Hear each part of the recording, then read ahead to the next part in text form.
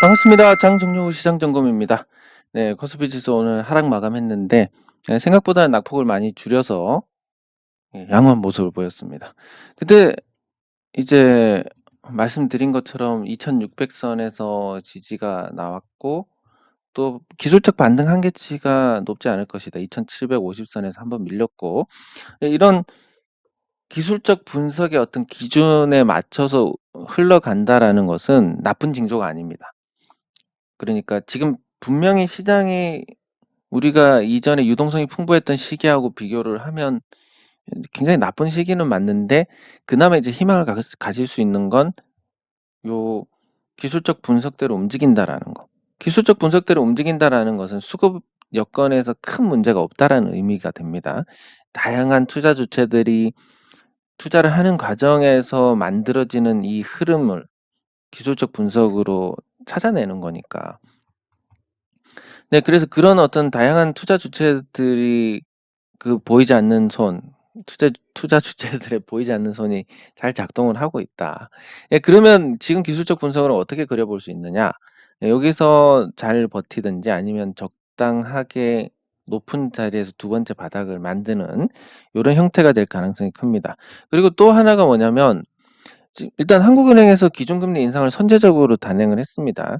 그래서 1.25%인데 지금부터는 관망을 할 시기입니다. 한국은행이 여기서 더 올린다라는 것은 굉장히 오버 액션이고, 그래서 한국은행이 가만히 있고 이제 미국이 금리를 올려야 되는데 미국이 3월 달부터 과연 금리를 올릴 수 있을 것인지, 지금 0에서 0.25%인데 그러면 내외 금리 차 역전 전까지는 어쨌든 한국은행에서 액션이 없다라고 그렇게 본다면 네 차례 금리 인상을 해야 이제 한국은행에서 금리 인상을 하게 될 겁니다. 그럼 3월부터 시작한다 하더라도 뭐 한 달에 한 번씩 올린다 해도 4, 5, 6 그러면 한국은행에서 다시 금리 인상을 논할 시기는 7월 뭐 이쯤 될 것 같습니다. 뭐 길면 8월. 근데 이때는 어차피 시장이 안 좋을 거라고 보고, 네, 그런 관점에서 본다면 한국은행에서 그 추가 금리 인상은 당분간 없을 것이고, 이게 우리 시장이 어떻게 보면 상대적으로 매를 먼저 맞았기 때문에 좋을 수 있다, 앞으로. 그 좋다는 게 다른 지수가 내리고 우리는 잘 버틴다, 이 정도겠지만. 그러면 5월에 진입해가지고 미국에서 금리 인상을 속도감 있게, 그리고 그 횟수도 많게 한다라고 하면 5월에 들어가서 7월 말에 한번 빠지고 또 8월에 조정받으면 들어가고, 이런 식으로 조금 발빠른 대응을 해야 되지 않을까 싶습니다. 그리고 그러면 어떤 종목들을 해야 되느냐? 제가 이전까지는 대형주에 대해서 좀 부정적인 의견을 피력했습니다. 외국인이 팔 거고, 그리고 뭐 유동성이 풍부한 시기에는 아무래도 그런 가치주들이 외면을 받는 거니까, 예, 그런 관점에서 말씀드렸지만 지금은 또 얘기가 달라집니다. 이제 5월까지는 주식을 가능하면 담지 않거나 담더라도 줄 때 챙기는 그런 전략으로 가시고, 5월 정도 되면 삼성전자나 포스코처럼 중간 배당을 하는 종목들, 예, 이런 종목들이 굉장히 이전과 다른 대접을 받을 가능성이 큽니다. 예, 그 부분을 잘 인지를 하셔서 예, 시장 대응을 하시면 될 것 같고, 네, 그리고 코스닥, 네, 코스닥은 코스피하고 대동소이하게 움직이지만 변동성이 큰 상태입니다. 예, 이런 큰 상태가 유지가 되는데 계속 말씀드리지만 거품이 있는 종목들 빠지고, 오늘은 이제 또 에코 프로그램이 문제가 생겼습니다. 이게 이런 문제가 생긴다는 건 결국은 개념적으로 이해를 하시면 됩니다. 대기업들은 시스템으로 움직일 수 있는 상태가 됐고, 그걸 이제 기업 등급을 분류할 때 그렇습니다. 사람에 의존하는 기업들은 잘 받아야 2등급, 그러니까 5등급이 만점이라고 했을 때 어떤 특출난 사람이 있어서 그 회사를 끌고 간다, 이런 기업들은 잘해야 2등급을 받습니다. 그리고 시스템적으로 잘 움직이는 거, 우리나라로 치면 삼성 SDS가 여기에 해당이 됩니다. 삼성 SDS 같은 경우는 특정인이 빠지더라도 매뉴얼이 다 남아있고, 그래서 기본적인 어떤 능력만 갖고 있는 사람이 그 자리에 들어와도 조직의 어떤 운영이 문제가 안 됩니다. 그리고 삼성전자도 아마 여기에 근접했을 거고. 근데 코스닥 종목들이 당장 뭐 주가가 오르고 잘 나가는 것 같지만 코스닥 종목들 대부분은 이 단계를 넘어서지는 못합니다. 그러니까 기업으로서 언제든지 꺾일 수 있다라는 그런 어떤 부정적인 리스크, 그러니까 천재지변에 가까운 그런 리스크가 언제든지 터질 수 있다라는 거. 요런 상태다 보니까 밤새 안녕하지 못한 일이 발생을 할 수 있습니다. 큰 종목이라 하더라도. 그런 부분들이 유동성이 줄어들수록 점점 위험이 증가를 하게 됩니다. 유동성이 풍부할 때는 주가가 내리면 누군가가 바로 받아주니까 조정폭도 얕고 이렇게 되는데, 지금 같은 경우는 뭔가 하나 터졌다 그러면 쭉 빠집니다. 회복도 안 됩니다. 회복하려고 그러면 이제 물린 사람들 매도가 나오기 때문에 잘 올라가지도 못합니다. 이러다가 다시 한번 터지면 또 내려가고. 그러면 이제 내려갔을 때 어떤 문제가 생기냐. 이거 또 재미없는 이야기인데, 여러분 이거는 분명하게 인지를 하셔야 됩니다. 뉴스가 나와서 내리느냐,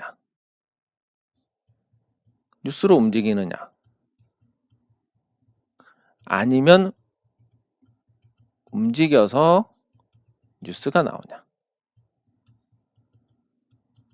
이 두 가지를 보면 이쪽입니다. 물론 뭐 모르는 뉴스가 딱 터져가지고 주가가 올라갈 수도 있고 내려갈 수도 있지만, 그런 단편적인 거 말고는 대체로 이렇습니다. 어떻게 되냐면 주가가 이 회사에 대해서 좋은 뉴스하고 나쁜 뉴스하고 다 있습니다. 이 두 개가 다 있는데 주가가 올라가면 어떻게 됩니까? 요거는 묻히고 얘만 부각이 됩니다. 그러니까 좋은 뉴스가 나오는 거고, 반대로 주가가 내리면 좋은 뉴스는 묻히고 나쁜 뉴스만 부각이 됩니다.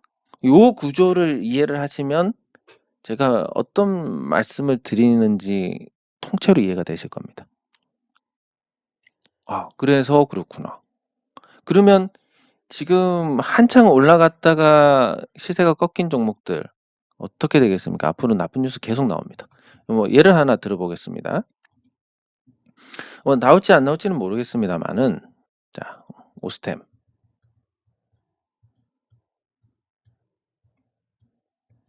자, 오스템 임플란트가 거래 재개가 되고, 상장 폐지는 안 될 거니까 거래 재개가 되고, 근데 이미 주가가 많이 떨어졌습니다. 여기서 뭐가 나오겠습니까? 오스템 임플란트 매출, 수출 계속 증가하고 있다, 이런 뉴스들은 다 묻히게 됩니다. 뭐 나오더라도 주가 반응이 없으니까 별거 아닌 것처럼 취급이 됩니다. 네, 근데 뭐 예를 들면 이런 거, 치아 재생. 임플란트를 박는 게 여기 드릴로 뚫어가지고 고정을 시키는 건데, 치아 재생 쪽으로 기술이 뭐 진보를 했다, 아니면 치아 재생으로 잇몸 재생이나 치아 재생 쪽에서 드디어 뭐 실용화 가능성이 열렸다, 이런 뉴스 뭐 아예 부각도 안 되겠지만 주가 내리다 보면 이런 게 이제 또 언급이 될 겁니다.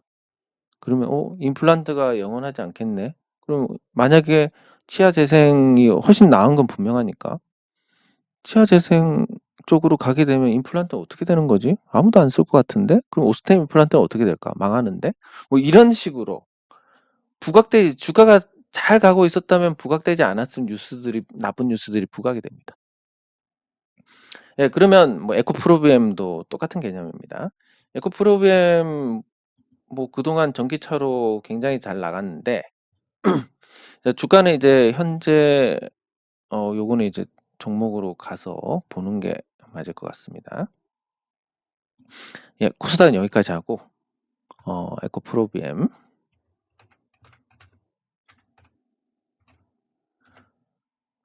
에코프로비엠이 57만 5천 원까지 올라갔다가 주가가 꺾였습니다.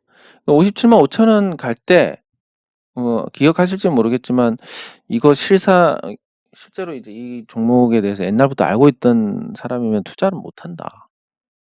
주가가 오르니까 그런 얘기들은 다 묻히지만, 이거 너무 고평가다, 이런 거 다 묻히지만 그런 말씀을 드렸습니다. 그리고 실제로 이제 이 주가가 꺾이기 시작합니다. 꺾이기 시작하니까 어떤 뉴스들이 나옵니까? 물론 그것 때문에 무너진 것도 있지만, 에코프로비엠 뭐 내부자 거래가 있었다,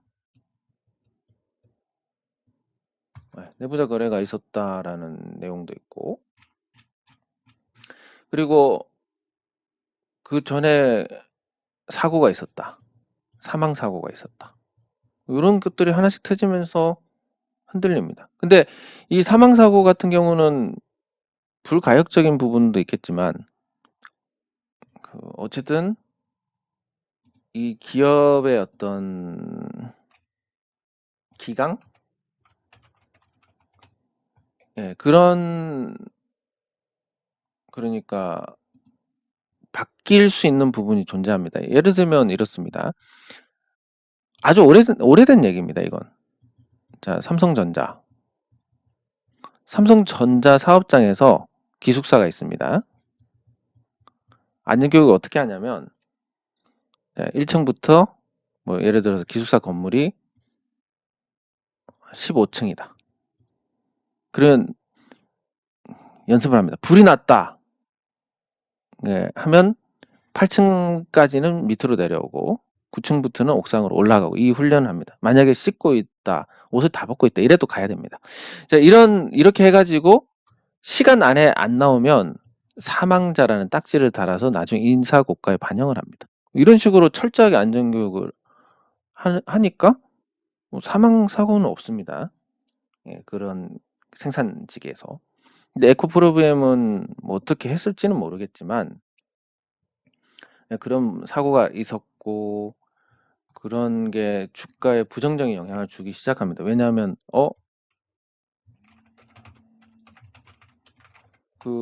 이게 회사가 생각보다 허술한 거 아닌가? 그런 걱정들이 작용을 할 수밖에 없는 그런 게 되고, 그리고 에코프로비엠 지금 뭐 큰 기업이라고 생각하실지 모르겠지만 에코프로비엠이 불과 2018년에 순자산 1605억짜리였습니다. 그냥 중소기업이었습니다. 근데 이제 시기를 잘 맞추면서 지금은 이제 영업이익도 늘고 했지만 지금 순자산이 5,418, 한 5,600억? 700억? 5,700억이라고 보겠습니다. 5,700억입니다.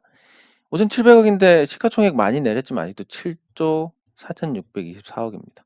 그러면 보통 이 순자산하고 시가총액하고 같아야 정상인데 사람들은 이 시가총액만 보고 대기업인 줄 아는 겁니다. 사실 불과 뭐 몇 년 전만 해도 되게 작은 기업이었고, 그리고 지금도 그렇게 규모가 크지도 않고 시스템도 엉망일 겁니다. 그런 상태들이 이제 주가가 내리면서 하나씩 부각됩니다. 오를 때는 귀등으로도 안 듣고 그게 바로 묻혀버립니다. 주가 상승에. 근데 이제 내리면서 그런 게 부각이 되는.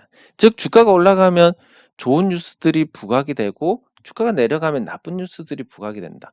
그러면 이게 단순히 이것 때문에 더 내려간다 이런 것도 있겠지만 심리가 못 견딥니다.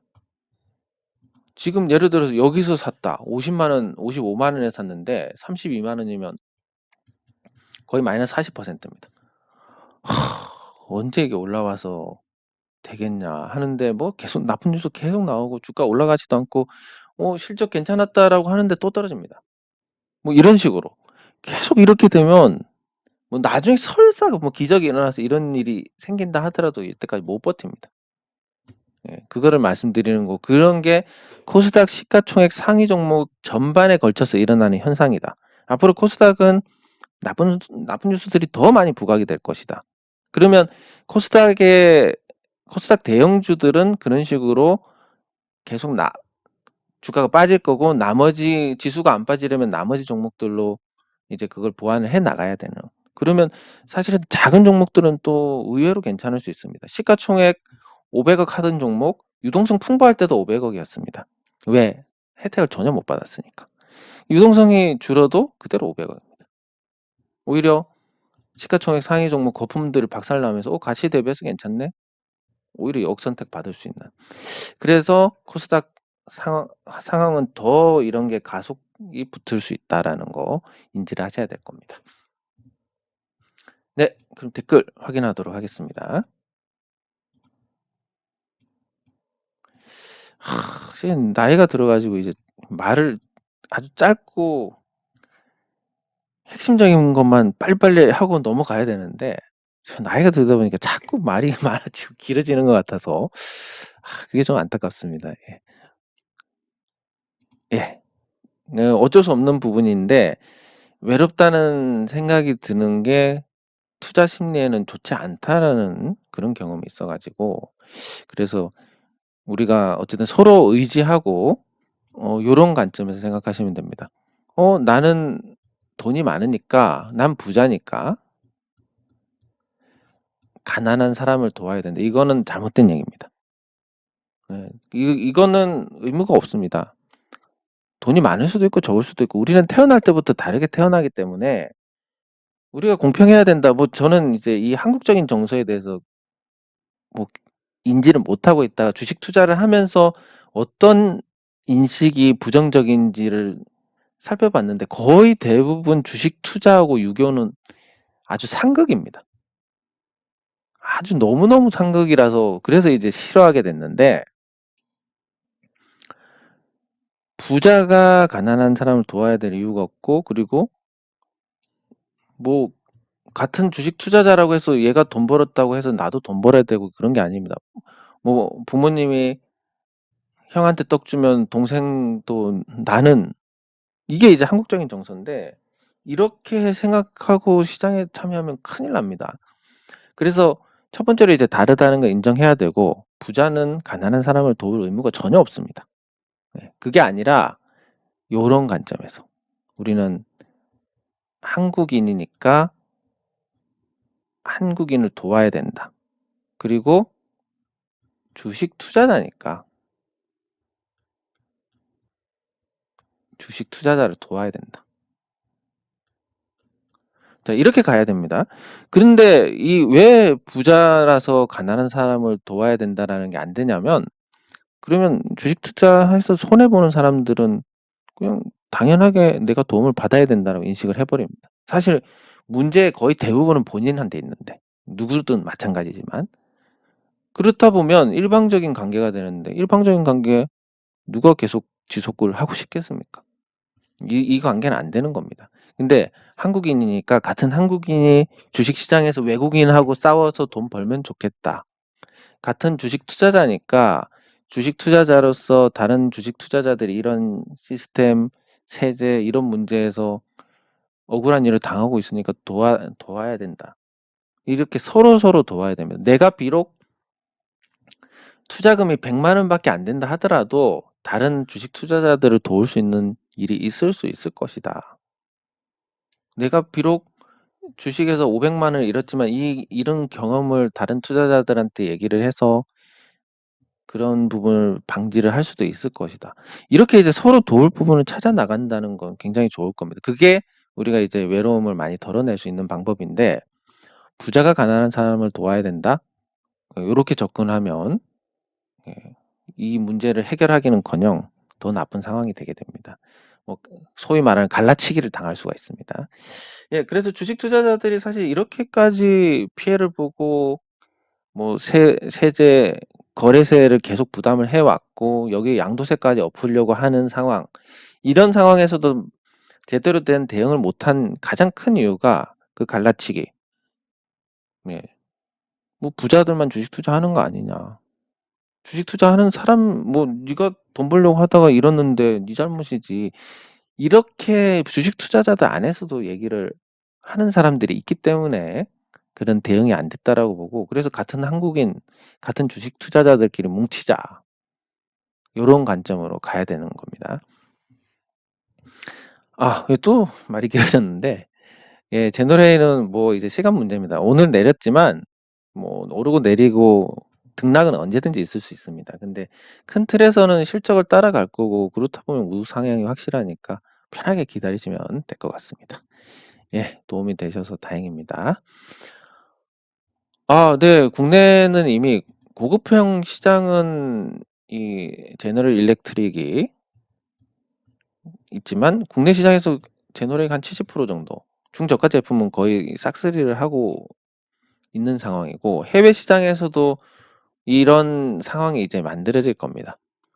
그래서 해외 시장 개척하고 점유율 늘려가는 거 당연한 수순인 것 같고, 그리고 그 전 세계적으로 고령화가 진행이 되다 보니까, 근데 뭐 아프리카에서 아무리 환자가 많이 나온다 하더라도 이 엑스레이를 많이 구매를 하거나 이런 건 제한적일 겁니다. 근데 중국이 고령화되고 미국이 고령화되고 이 구매력이 있는 국가에서 고령화가 진행이 된다라고 하면 이런 수요는 많이 늘어날 거니까, 고령화가 언제 절정이냐면 2040년 정도가 절정이라고 보고 있으니까 앞으로 20년 가까이 남았습니다.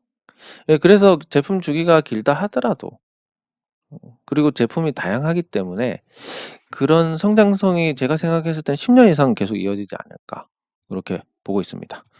네, 감사합니다. 예, 뭐 둘 다 시간 문제라고 보시면 될 것 같습니다. 그 시간이 얼마나 걸릴지는 모르겠지만. 네. 예, 감사합니다. 예, 감사합니다. 감사합니다. 예, 감사합니다. 예, 15,000원 넘어가면 이제 모든 제너레이 주주들이 전부 수익입니다. 그리고 15,000원 고점 갈 때까지 급하게 팔 사람들 다 팔았습니다. 뭐 오래 못 갖고 있어서 좀이 쑤셔서 파는 분도 계실 거고, 예전에 15,000원 물려 있다가 본전 찾아서 파는 분도 있을 거고, 15,000원 넘어가는 순간 모든 그런 잠재적인 매도가 끝나게 됩니다. 그리고 뭐 현재 보유한 모든 주주가 수익이고, 그러면 조그마한 호재에도 올라갈 수밖에 없는, 팔 사람이 없으니까. 예, 그래서 말씀드린 것처럼 15,000원을 언제 갈지는 모르겠지만 15,000원에 도달하면 30,000원은 되게 빨리 갈 것이다. 이 정도는 말씀을 드릴 수가 있습니다. 예, 감사합니다. 예, 항상 우리 의결권을 행사하는데 수고를 아끼지 않으시는 게 주주들의 권익을 찾는 데 아주 도움이 됩니다. 예, 감사합니다. 감사합니다. 감사합니다. 감사합니다. 예, 감사합니다. 예, 감사합니다. 예, 감사합니다. 네, 감사합니다. 아이고, 감사합니다. 왠지 좀 댓글이 많은 느낌인데. 예, 감사합니다. 예, 뭐, 저는 그 오너 일가의 주식 행태에 대해서 굉장히 문제가 많다라고 생각을 하는데, 근데 LG전자 직원분들이나 뭐 그런 구성원 분들까지 부정적으로 볼 필요는 없다고 생각합니다. 하지만, 예, 주식 투자자들은 LG가 때문에 직간접적으로 손해를 봤을 거니까, 뭐 LG 제품 안 사는 게 좋지 않을까, 이런 생각은 합니다. 네, 감사합니다. 예, 감사합니다. 예, 감사합니다. 예, 저점이 많이 올라갔으면 좋겠습니다. 예, 기운 내시기 바랍니다. 그리고 제가 말씀드렸듯이 대한제분이든 제노레이든 진짜 보유하는 거 힘들고 미쳐버리겠다. 이 도대체 언제 올라가요? 너한테 욕을 받고 싶다. 이런 분들은 그냥 빨리 파시기 바랍니다. 여러분들 팔기 전까지 안 올라갑니다. 심리적으로 그렇기 때문에 뭐 놀리고 이런 개념이 아니라 그냥 빨리 파셔서 스트레스에서 해방되시는 게 차라리 낫다라고 말씀을 드리는 겁니다. 예, 상강 MNT 같이 살펴보도록 하겠습니다. 예, 그러면 다시 돌아와서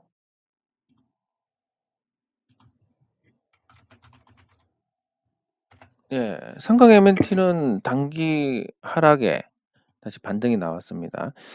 현재까지는 지금의 이 약세를 아직까지는 그냥 과거에 서울 반도체가 유지를 했던 것처럼, 예, 그런 형태로 보고 싶은데, 그래도 중요 이평선을 이탈을 하고 그런 상태입니다. 여기서 타고 올라갔으면 참 좋았을 텐데, 예, 그러면 이렇게 되면 이제 매물 부담이 있으니까 한동안은 크게 올라가지는 못할 것 같습니다, 주가가. 예, 그러면 물을 언제 타야 되느냐? 지금 상태에서 이전 저점 요걸 기준으로 보시면 되는데, 그 상강 MNT 같은 경우는 지금 되게 잘 되고 있는 상태긴 합니다. 제가 이제 가까운 데 있다 보니까 한 번씩 가면 여기 해상 구조물도 이 야적장이 굉장히 많이 쌓여 있습니다. 풀 가동 중이라는 걸 짐작해 할 정도로 그렇게 많은데, 그리고 지금 증설도 하고 있고 수주도 계속되고 있고, 그렇게 규모를 늘려 나가다 보니까 매출이 2018년에 1,440억이었는데 매출이 이제 올해는 아마 예상이 5천억 정도 될 겁니다. 굉장한 성장 속도입니다.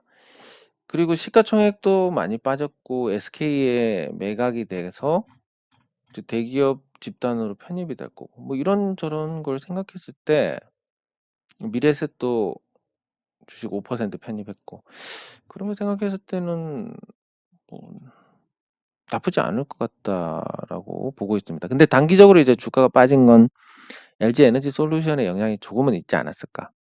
예. 전체를 팔고 LG 에너지 솔루션을 사야 되니까 패시브 자금이. 예, 그리고 그게 어느 정도 진정이 되니까 물을 타려면 이제 14,000원 기준으로 생각하시고, 뭐 그리고 앞으로 만약 물을 못 타더라도 앞으로 주가가 오를 가능성이 높기 때문에 예, 편하게 지켜보시면 될 것 같습니다. 수주 소식들이 많고 그 수주 규모도 상당하다고 알려져 있습니다. 예, 그리고 고려아연. 예, 고려아연이 실적 발표를 했습니다. 실적 발표 후에 주가가 그렇게 탐탁지는 않지만 예상 수준의 실적이 나왔고 이제 영업이익이 1조 원을 돌파를 했습니다. 고려아연이 영업이익 1조 원 돌파한 건 아마 사상 최초일 겁니다. 그래서 매출도 이제 내년에 10조 원을 찍을 것 같고 영업이익도 1조 원 돌파를 하고, 예, 첫 1조 클럽입니다. 47년 만에. 창사 47년 만에 1조 클럽인데, 그러면 이제 주가가 실적하고 이렇게 동조화되는지를 보면 어느 정도는 되고 있습니다. 그러면 앞으로 실적이 더 좋아질 것이냐? 이 비철금속 분야를 보면 인플레이션 영향으로 대체로 그 가격이 올라갑니다. 가격이 올라가고 또 사용처도 많아지고 경기 회복이나 이런 부분에서 많아지고, 그리고 고려아연에 제가 예전에 한번 올려드렸지만 고려아연 같은 경우는 뭐 방식 상관없이 아연계에서 아연계를 만들 수가 있습니다. 아연 광석에서. 네, 그래서 그런 광석 중에서 싼 거를 사서 재련을 하면 되니까 원가 경쟁력도 압도적으로 높고, 그리고 금은 가격도 올라가니까 추출물의 어떤 가치도 높아지고, 네, 그래서 앞으로 계속 좋아질 거고 62만 4천원 돌파하면 신고가니까 시원하게 달릴 수 있고, 이렇게 이제 실적을 동반한, 그렇지만 1조 영업이익 1조인데 시가총액이 10조밖에 안 되는 실적 대비해서는 저평가 상태인 그런 상태니까 고점도 얼마 안 남았고, 요런 종목들은 앞으로 유동성이 빠지더라도 괜찮지 않을까, 이렇게 전망이 됩니다. 근데 이제 이 자산 시장의 큰 틀에서 단순하게 접근하는 게 좋은데, 자산 시장은 자산 가격이 오를 때랑 자산 가격이 옆으로 길 때랑 그리고 자산 가격이 내릴 때가 있습니다. 근데 안전자산 개념으로 본다면, 안전자산이란 게 주식시장은 고배당을 주는 대형 우량주에 한정해서, 그렇게 범위를 한정해서 보면 이런 경우는 잘 없습니다. 예. 그리고 항상 뭐 아파트값 폭락해야 정상이다 이렇게 말씀하시는 분들이 많지만, 이 아파트값 안정이라는 개념은 물가 상승률보다 아파트값이 덜 올랐다는 개념이 이제 폭락하는 것과는 거리가 굉장히 멀기 때문에, 그리고 그런 걸 누구도 원치 않습니다. 예. 그래서 두 가지 개념으로 봐야 됩니다. 자산이 오를 때나 횡보할 때. 근데 지금은 유동성이 빠지는 시기니까 이건 아니고 지금 이겁니다. 이렇게 됐을 때 자산에서 단순하게 접근하면 수익성 자산에 가격이 올라갑니다. 수익성 자산. 예. 그러면 종목으로 치면 분기 배당을 하면서 이익을 잘 내는 기업일 것이고, 그리고 부동산으로 치면 상가가 될 겁니다. 상가가 그동안 뭐 4분의 1 토막이 나고 아파트는 2배가 뛰고 뭐 이런 일들이 이제 극단적인 사례들이 있었는데, 그래서 가격이 오르지 않으면 수익성 자산 월세라도 받고 그리고 배당이라도 받고 이런 상태가 돼야 된다. 그런 큰 틀에서 단순하게 접근을 해서 본다면 앞으로 제가 5월 달에 종목을 편입한다 그러면 삼성전자하고, 네, 삼성전자 뭐 편입할 입장에서는 사실 주주분들 생각하면 잘 가면 좋겠지만 살려고 하는 입장에서는 많이 빠져라 이런 걸 바랄 수밖에 없는데, 그 실적도 많이 안정이 됐고 파운드리 쪽에서 지금 삼성전자의 움직임이 굉장히 심상치가 않습니다. 아주 긍정적으로 보고 있고, 그리고 또 하나가 삼성전자가 이제 하만을 인수를 해가지고 뭐 LG에 비해서 전장 부품이 뒤처진 것 같지만 하만 인수로 삼성전자가 훨씬 앞서 나가고 있습니다. 그리고 이 전장 부품 하만 인수 후에 전장 부품에서 하만이 6천억 이상의 영업이익을 냈습니다. 전장 부품으로 이만큼 버는 자동차 회사들 전 세계 손가락으로 꼽을 것보다는 많지만 뭐 50등 안에 들 겁니다. 이 정도면.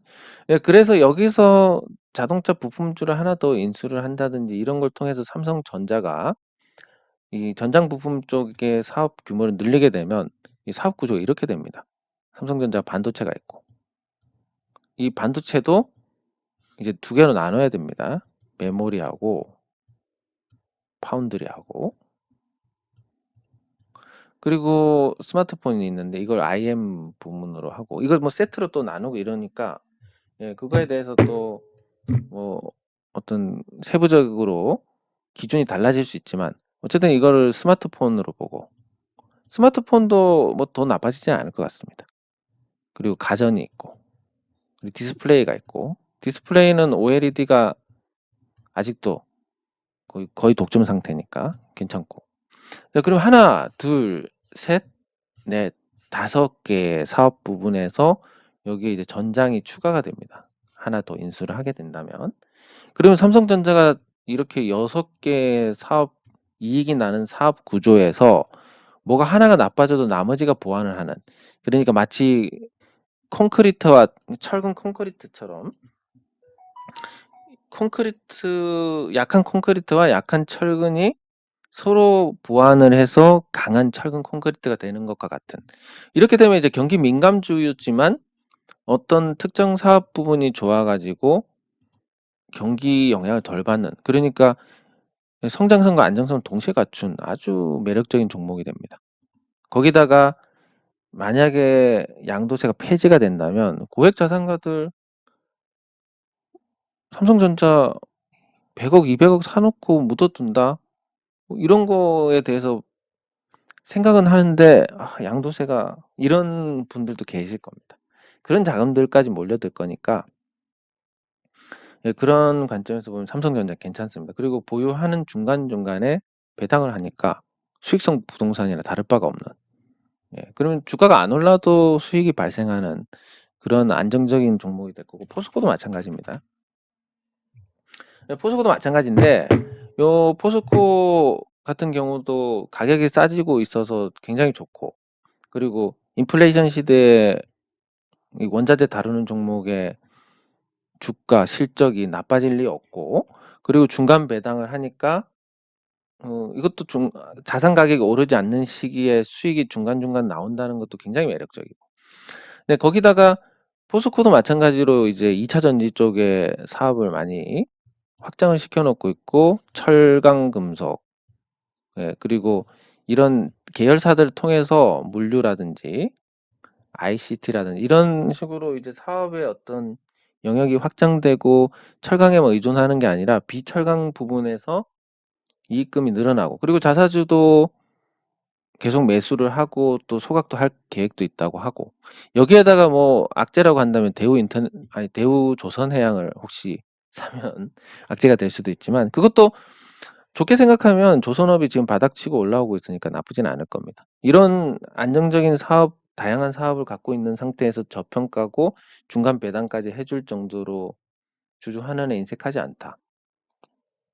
이제 뭐 가격 상승 기대하기 어려운 시기라고 친다면 이런 수익성 부동산과 같은 종목이 각광받게 될 거고, 그렇게 되면 이제 중간중간에 수익도 발생하면서 시세 차익도 기대할 수 있는 그런 상황이 만들어질 겁니다. 그래서 5월 이후에는 이렇게 중간 배당을 하고 그리고 연말에 배당을 충분히 하는 그런 종목들이 또 시장 관심을 받을 수 있지 않겠나 이렇게 보고 있으니까 요 종목들에 대해서 관심을 갖고 계속 지켜보시면 좋을 것 같습니다.